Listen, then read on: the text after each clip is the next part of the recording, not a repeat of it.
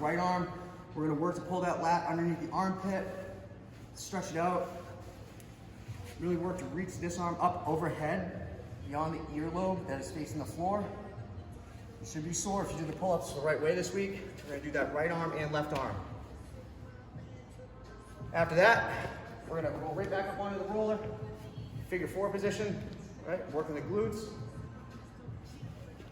upper hamstrings. Keep that foot nice and neutral. Cross legs more or less as you need to feel this the most right here along the side of the butt. Next roll, we're gonna take that leg, drop it over the inside of the foam roller. So we get the adductors, hamstring. We're gonna do that for both legs. Move down onto the calves for both legs. And we're gonna finish up with everyone's favorite quad rolling from the inside to the front of the quad and to the IT band. There's almost no way to do this without turning my back to you in some fashion or another. And maybe that's just because I'm so bendy. Anyway, that's your foam roll sequence. I went a little bit out of order from what I wrote down, but as long as you guys hit all those major body parts, you'll be good to go. 20 seconds on, 10 seconds off, gets the job done, one pass through. All right, here we go. Impact focus, take two. We're gonna go 5 to 8 rounds, 30 seconds left arm, 30 seconds right arm, 30 seconds hand-hand switches, and 1 minute of rest. The focus here is going to be cycling those reps continuously from the hang position on each arm individually, recovering your breathing a little bit, focusing on the technique of the hand-to-hand switch, where to let go, where to aim the free hand, and how to bring that weight down in an ideal position for the kettlebell dumbbell snatch so that over time you guys get better at not loading the low back when we come from the floor or we do high rep work, like in the open. So I'm going to demo with the kettlebell first, and I'll show you what it looks like with the dumbbell. I'm going to grab into this corner, and I'm going to aim for the same corner when I switch hands. I'm not going to aim my free hand at the empty place on the kettlebell. It's going to be too low to grab that. So we're going to go 30 seconds of right arm. There's no clock running, so I'll just keep talking. We're going to make sure that we don't grip the kettlebell too tightly. I'll show you a couple reps of that. Real slow turnover. Gripping too tight. Right? This way I won't rip my hands. I move nice and quick, smooth into position. Notice that each of those reps came from a hang position similar to the swing. So we're going to go right arm, left arm, and then we're going to do the switch. We're just aiming to grab the kettlebell right where the other hand let go.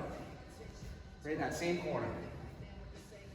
Trying to make that switch happen right when the kettlebell gets weightless. Notice that there is a little bend in my elbow. That's how I personally know when the kettlebell's getting to that weightless point. After the 30 seconds, hand-hand switches, get a minute rest, and we're back into it. All right, guys, the broomstick mile. Last part of your training for today. I'm going to show demos of the PVC pipe as far as form and technique go.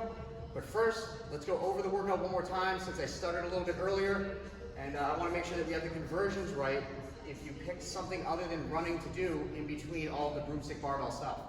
So for the broomstick mile, we have 25 back squats, 25 front squats, 25 overhead squats, run 400 meters.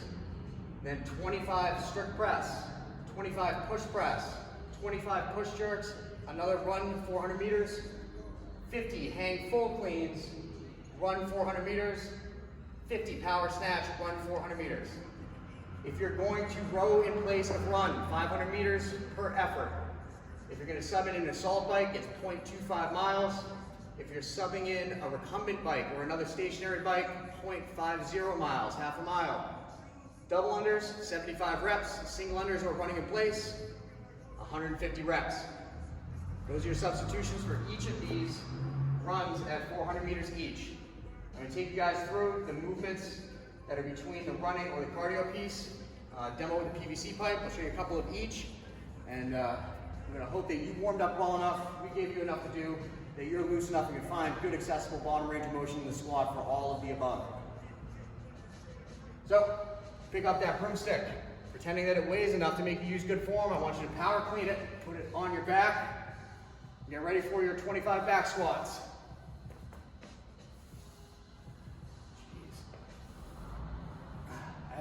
haven't done my mobility yet. All I've done is demo videos. After 25 back squats, bring that weight up and forward, put it in the front rack position. 25 front squats. From there, overhead, lock that PVC pipe out, good straight elbows, stable platform up top. We got our 25 overhead squats. Hip crease below knee joint, hips all the way over to the top of the rep, or you're gonna be pre-fatiguing that low back in a way that's not gonna make you happy. Once you're done, your 25th rep of overhead squats, out the door for 400 meters, or cardio piece of choice. As soon as you get back, kick off 25 presses.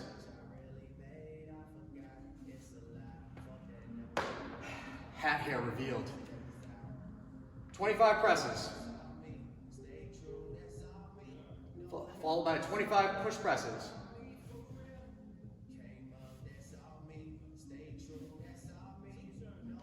Finishing with 25 push jerks.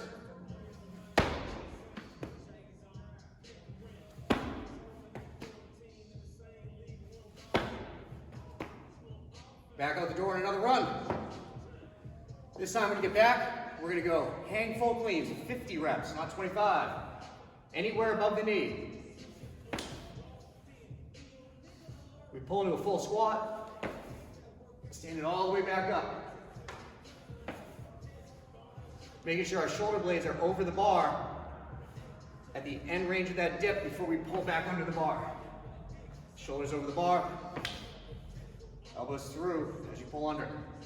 Once you do 50 reps of that, you're gonna be out for another run.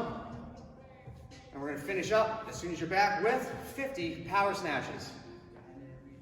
You can take this from the hang or from the shins, as long as you don't smack yourself in the knees every rep. Shoulder blades over the bar. Power movement. Do not have to catch this one in a full squat. Yay. And finish with 400 meters. Happy Friday. All right, so I forgot to show you hand-to-hand switches with the dumbbell, which is just more a reminder to keep your hand in the neutral grip, which I'll show you in a second, as you bring that dumbbell up. Again, when you switch hands with the dumbbell, it's not as much of a common fault to grab for that open area because it's not as big, it's not as available as it is on the kettlebell, which has a much larger rounded handle. But what we're trying to say here is don't aim for this part, right? We're just aiming to put that hand right where the other one let go, all right? So coming again from the hang, with our snatches. You might want to pull under a little bit more on this one, helps me with technique.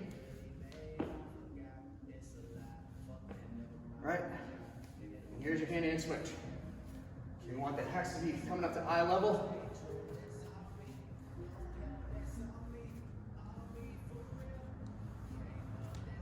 If the dumbbell starts to flip, you're using too much arms. If you see the bottom of the hex kick out forward like that, it's just Sammy's trying to use too much bicep again. You hear that right arm? Yeah, flashback camera if you were here for it.